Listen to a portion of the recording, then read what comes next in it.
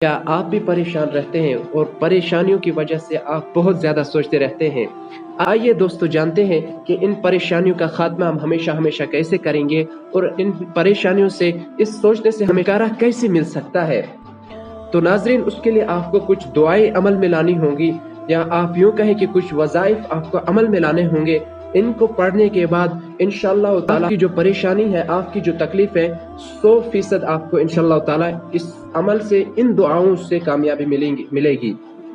सबसे पहले ये चीज़ जाने कि दुनिया में ऐसा कोई इंसान नहीं है जिसको परेशानी, जिसको तकलीफ, जिसको मुसीबत कभी ना कभी मिलती होगी, चाहे किसी को कम मिले या किसी को ज्यादा मिले, लेकिन हर इंसान को दुनिया में परेशानी का सामना करना पड़ता है। जिंदगी में कुछ मोड़ ऐसे होते हैं कि इंसान को उनमें बहुत ज्यादा खुशी मिलती है और उन खुशियों की वजह से इंसान कभी इस खुशी में भी मगन हो जाता है, लेकिन कभी परेशानियां भी बहुत ज्यादा होती है और उन परेशानियों की वजह से इंसान कभी टेंशन में जाता है। आइए सबसे पहले एक सहाबी का किस्सा जानते हैं, उसके बाद हम आपको दुआएं बताएंगे। एक सहाबी रज़ी अल्लाह ताला अन्हु थे, वो आप सल्लल्लाहु अलैहि वसल्लम की खिदमत में हाजिर हुए और अर्ज किया, रसूलुल्लाह सल्लल्लाहु अलैहि वसल्लम, मेरा दिल बहुत तंग रहता है और मैं सोचता रहता हूँ। तो नबी अलैहिस्सलातु वस्सलाम ने फरमाया, क्या आप उस टाइम जिस वक्त आपको तकलीफ होती है, परेशानी होती है, सोचते रहते हो, उस वक्त आप अल्लाह ताला की याद से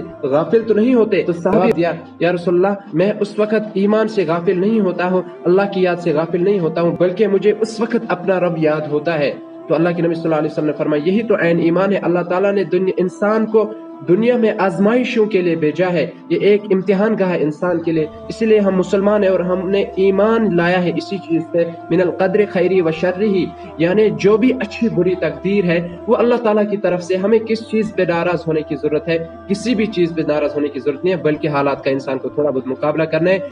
और चलिए दोस्तों, हम आपको बताते हैं वो दुआएं जिनसे इंशाअल्लाह ताला हमारी परेशानी 100% जो है वो खत्म हो जाएगी, लेकिन इन पे जब हम मजबूती से अमल करेंगे। सबसे पहली जो चीज है वो ये है, नमाज मगरिब बाद आपने मामूल बनाना है कि आपने सूरह वाक़िया की तिलावत करनी है। सूरह वाक़िया आपने पढ़ना है, इंशाअल्लाह ताला आपकी परेशानी जरूर दूर हो जाएगी और आप अपने मकसद में कामयाब हो जाएंगे।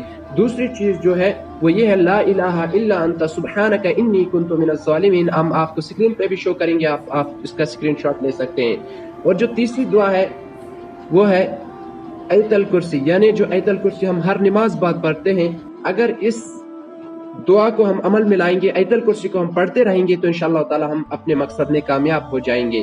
और जो आखिरी दुआ है वो है, ला इलाहा इल्लल्लाह वहदहु ला शरीका लहु लहुल मुल्कु व लहुल हम्दु व हुवा अला कुल्लि शैइन क़दीर। इस दुआ को हमने अमल में लाना है और इंशाअल्लाह ताला हम अपने मकसद में जरूर कामयाब होंगे। दोस्तों, मिलते हैं अगली वीडियो में, तब तक खुदा हाफिज।